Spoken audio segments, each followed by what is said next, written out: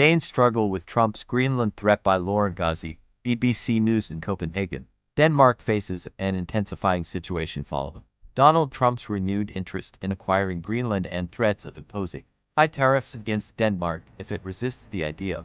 Foreign Minister Lars Løkke Rasmussen highlighted the seriousness of the issue but reiterated the government's intent to avoid escalating tensions. "We take this situation very, very seriously," he said, while clarifying, "We have no ambition whatsoever to escalate a war of words." Prime Minister Mette Frederiksen sought to downplay the possibility of U.S. military intervention, calling such an idea unimaginable. "I don't have the fantasy to imagine that it'll ever get to that," she remarked in an interview.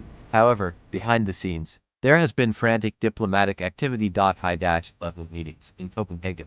Greenland's Prime Minister, Egede, flew to Copenhagen for urgent talks with Frederiksen and King Frederik X, reflecting the gravity of the situation.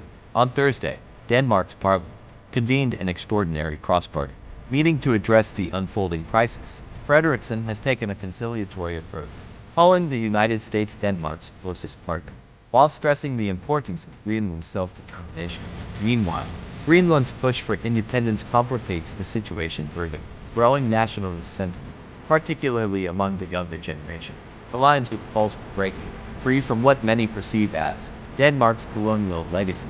Just last week, Greenland's Prime Minister Egede called for the island to free itself from the shackles of colonialism. While an independence referendum could be on the horizon, analysts warn of the economic and geopolitical consequences. Greenland's economy remains heavily reliant on Denmark, with subsidies accounting for nearly 60% of its GDP.